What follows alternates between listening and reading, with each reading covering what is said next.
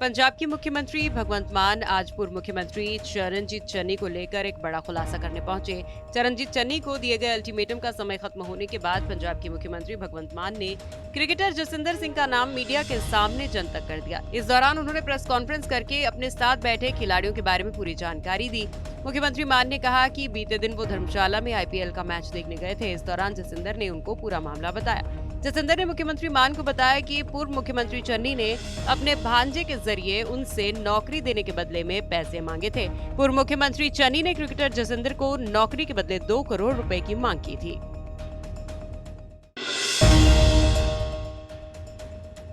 पंजाब की भगवंत मान सरकार की तरफ से अपनी कैबिनेट का विस्तार किया गया है, जिसके बाद मंत्रियों के महकमों में बड़ा फेरबदल हुआ है। विधायक गुरमीत सिंह खुडिया और बलकार सिंह को राज्य के नए मंत्रियों के तौर पर शपथ दिलाई गई। इसके बाद पंजाब कैबिनेट में विभाग वितरित किए गए। नए बने मंत्री गुरमीत खुडिया को खेतीबाड़ी और किसान भलाई, पशुपालन, मछली पालन और डेयरी विकास, फूड प्रोसेसिंग विभाग दिया गया। बलकार सिंह को स्थानिक सरकारें और संसदीय मामले के विभाग की जिम्मेदारी दी गई। मुख्यमंत्री भगवंत मान ने बुधवार को राज्य भर के स्कूल ऑफ एमिनेंस में 9वीं क्लास में पढ़ने वाले विद्यार्थियों के साथ बातचीत की।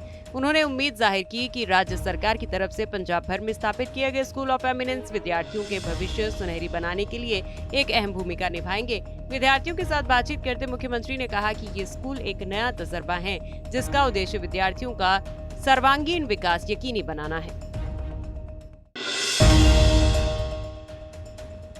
जम्मू कश्मीर के पुंछ जिले में बुधवार को सेना के जवानों ने 10 किलो IED और एक AK-56 जैसे घातक हथियारों से 3 आतंकियों को जिंदा पकड़ा है। तीनों आतंकी LOC पर करमाड़ा सेक्टर में भारत में घुसपैठ की कोशिश कर रहे थे। सेना की कार्रवाई में तीनों आतंकी घायल भी हुए। सेना ने इनके कब्जे से हेरोइन जैसा संदिग्ध नशीला पदार्थ बरामद किया है। सेना के जवानों जैसे ही बॉर्डर पर संदिग्ध मूवमेंट की भनक लगी, जवाबी कार्रवाई करते हुए ताबड़तोड़ फायरिंग कर दी गई। गोलीबारी की घटना में 3 आतंकी घायल हो गए। सेना की ओर से पूरे इलाके में अभी भी सर्च ऑपरेशन चलाया जा रहा है। जम्मू कश्मीर में पुंछ में कुदरती आपदा का कहर दिखा। यहाँ पर भूस्खलन की वजह से मुगल रोड बंद हो गया है। वहीं इस भूस्खलन की वजह से फिलहाल किसी के हताहत होने की खबर नहीं। बता दें कि इससे पहले अप्रैल के महीने में रेजिन और गांदरबल जिले के पास एक भूस्खलन हुआ था, जिससे श्रीनगर सोनमर्ग मार्ग अवरुद्ध हो गया था।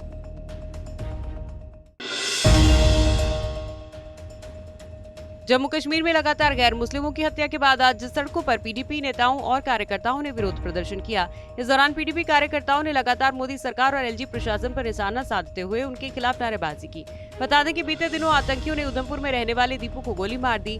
वो अनंतनाग में जंगलात मंडी के पास एक मनोरंजन पार्क में निजी सर्कस के मेले में काम कर रहा था। सरकार एक तरफ से ये बात कहती है कि जम्मू कश्मीर के हालात सामान्य हैं, तो दूसरी तरफ से ये टारगेट किलिंग हो रही है। तो हम सरकार से पूछना चाहते हैं कि इस टारगेट किलिंग का जिम्मेवार कौन है? इस टारगेट किलिंग का जिम्मेवार कौन है? ये टारगेट किलिंग कब बंद होगी? तो आज हम भारतीय जनता पार्टी से सवाल पूछना चाहते हैं कि आज जम्मू के नौजवान की कश्मीर में टारगेट किलिंग हुई है, तो भारतीय जनता पार्टी आज कहाँ है? वो क्यों नहीं सड़कों पर ये प्रोटेस्ट करती? जहाँ सरकार से पूछती है, जो सरकार से पूछती है, तो एक गरीब का खून है सड़कों पर, तो यही इसी वजह से आज हम पीसफुल प्रोटेस्ट के लिए सड़कों पर हैं। NCERT की किताबों से खालिस्तान के जिक्र को हटाने का फैसला किया गया है। दरअसल पिछले महीने श्रोमणी गुरुद्वारा प्रबंधक कमेटी ने national council of education research and training को चिट्ठी लिखी थी। इसमें मांग की गई थी कि 12वीं क्लास की किताब से खालिस्तान के जिक्र को हटाया जाए। साथ ही NCERT की किताबों से उस बात का जिक्र भी हटाया जाए जिसमें सिखों को अलगाववादियों के तौर पर दिखाया गया है। कांग्रेस नेता राहुल गांधी फिलहाल अमेरिका के 3 शहरों की यात्रा पर हैं। यहाँ उन्होंने PM मोदी पर हमलावर होते हुए निशाना साधा, जिसके बाद केंद्रीय मंत्री अनुराग ठाकुर ने राहुल गांधी के बयानों पर पलटवार करते हुए कहा कि राहुल गांधी जब भी विदेश दौरे पर होते हैं हमेशा भारत का अपमान करते हैं। अनुराग ठाकुर ने कहा कि देश के ऊपर कीचड़ उछालने का काम कर रहे हैं राहुल गांधी। और इस बार की प्रायोजित ये विदेश यात्रा भी उसी दिशा में है जहाँ वो अपमान तो प्रधानमंत्री मोदी जी का करना चाहते हैं, लेकिन अंत में देश का अपमान करने से नहीं हटते। पूर्व में भी आप देखें, वो भारत को एक राष्ट्र ही नहीं मानते, वो तो राज्यों का संघ कहते हैं और भारत के बढ़ते कदमों पर भी प्रशंसन खड़ा करते हैं। आखिरकार राहुल गांधी जी विदेश में जाकर क्या पाना चाहते हैं? इस प्रायोजित कार्यक्रम के अंतर्गत वो क्या प्राप्त करने गए हैं? क्या देश के ऊपर कीचड़ उछालना ही उनका एक काम रह गया है? अंतर देखिए, जब जब राहुल जी बाहर गए तब तब उन्होंने देश के ऊपर प्रश्न चिन्ह खड़े किए, देशवासियों के ऊपर प्रश्न चिन्ह खड़े किए।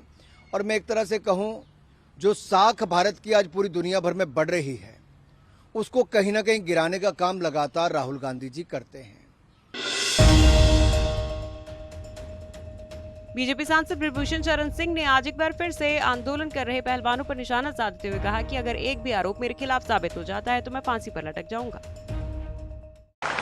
और मैंने उसी दिन कहा, कब हुआ, कहां हुआ, किसके साथ हुआ, और मैंने एक बात ये भी कहा था, अगर एक भी आरोप मेरे ऊपर साबित हो जाएगा तो ब्रजभूषण सिंह स्वयं फांसी पर लटक जाएंगे, किसी को कहना नहीं।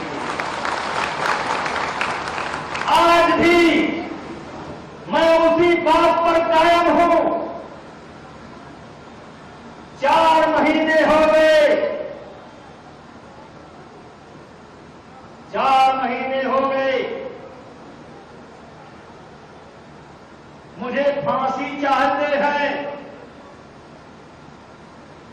सरकार मुझे फांसी नहीं दे रही है, तो अपना मेडल लेकर के गंगा में बहाने जा रहे हैं। मुझ पर आरोप लगाने वालों, गंगा में मेडल बहाने से ब्रजभूषण सिंह को फांसी नहीं मिलेगी।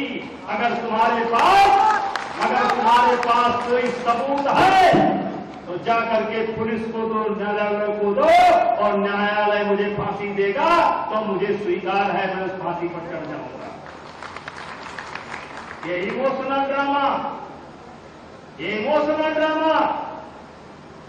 मेरे भाइयों, मैं आपसे कहना चाहता हूं, मैंने आभा में एक लाइन पढ़ा था, एक लाइन, पूरी आभा नहीं जानता हूं, लेकिन एक लाइन कभी कभी याद करता हूं। यक्कई मुदल के जियारा पर चमके 3 लाख तलवार। यक्कई मुदल के जियारा पर चमके 3 लाख तलवार।